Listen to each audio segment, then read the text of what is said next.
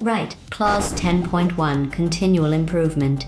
Here's the entire requirement, and I want you to sit with how short it is. The organization shall continually improve the suitability, adequacy, and effectiveness of the information security management system. That's it. That's the clause, one sentence. And in the 2022 version, it comes first, before nonconformity and corrective action, which is 10.2, one sentence. And yet I've watched teams turn that one sentence into a quarterly ritual of pure theater. So let me guess. Somebody told you continual improvement means you need to show constant activity, evidence of change, movement. So every month Dave from your small SaaS company, bless him, opens the risk register and edits something, anything, changes a likelihood from 3 to 2, adds a control nobody asked for, screenshots it, files it in the folder marked continual improvement evidence queued. That's not improvement. That's a man performing productivity at a spreadsheet because he's frightened of an empty audit trail. And here's the distressingly honest bit. I've been Dave. I've absolutely been the person editing a document at 11 at night so the change history looks alive. It doesn't make the business safer, it just makes the log longer. But watch, there's a second failure mode and it's the posher one. Gold plating. This is where a 15-person SaaS company decides that continual improvement means buying a security tool with a 4-figure monthly license, standing up a formal change advisory board, and writing a 20-page cryptographic key management policy for a product that stores 3 types of data in one managed database. Adorable, very serious, very expensive, improves nothing, because the thing that's actually going to hurt you is that nobody's reviewed who still has admin in the billing system since the last 2 people left. So both failure modes are the same mistake wearing different clothes. Both of them substitute activity for judgment. Now, those 3 words in the clause, suitability, adequacy, effectiveness, they are not decorative. They're 3 genuinely different questions, and once you separate them, the clause stops being vague and starts being useful. Suitability, does the management system still fit the organization you actually are? Not the organization you were when you scoped it. You had 12 people and 1 product.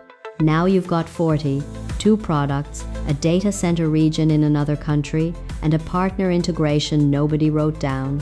Is the system still shaped like the business? If your scope statement describes a company that no longer exists, your system isn't suitable. Doesn't matter how tidy it is. Adequacy, is there enough of it?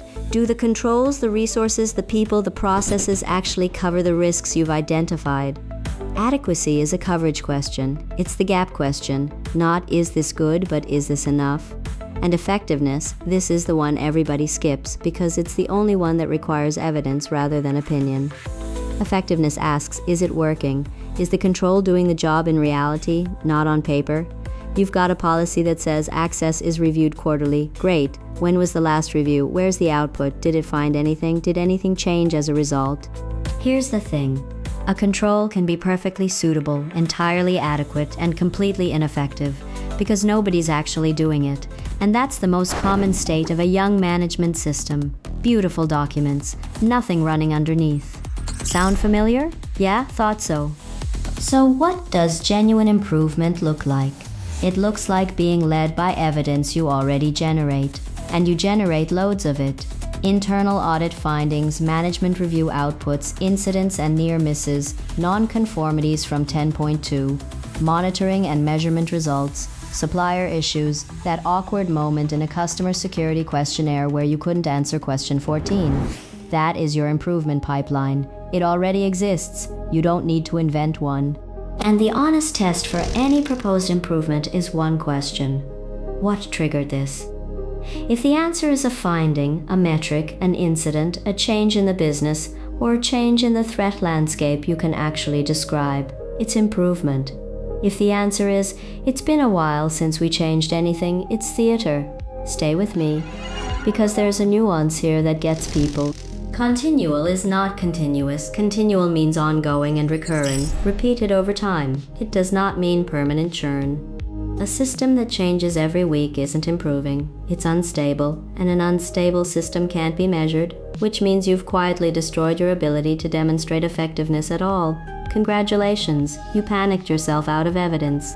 And doing nothing for a year is also not acceptable. There's a middle. The middle is deliberate, reviewed on a rhythm you set, driven by inputs you can point at, with a decision recorded when you decide not to act. That last one matters more than people think. We considered this and decided not to. For these reasons is a legitimate output of a mature system. Deciding not to gold plate is itself evidence of judgment. Small practical shape. Keep a simple improvement log. What triggered it? What you decided? Who owns it? What happened? Did it work? 5 columns. Feed it from your real inputs. Review it at management review. That's it. That's the clause satisfied and satisfied honestly. I'm not a certified lead auditor, and I'm not going to pretend the way an auditor sees your specific system is something I can promise you. Your auditor may want more depth in places I've made sound simple. Ask them. But here's my dare, and I want you to actually do it. Open your improvement evidence right now, whatever folder it lives in. Pick the last 5 things you recorded as improvements. For each one, write down the trigger, the real one, not the one you'd say out loud in a meeting. If you can't name a trigger for 3 of the 5, you don't have continual improvement. You have a hobby. Go and fix that.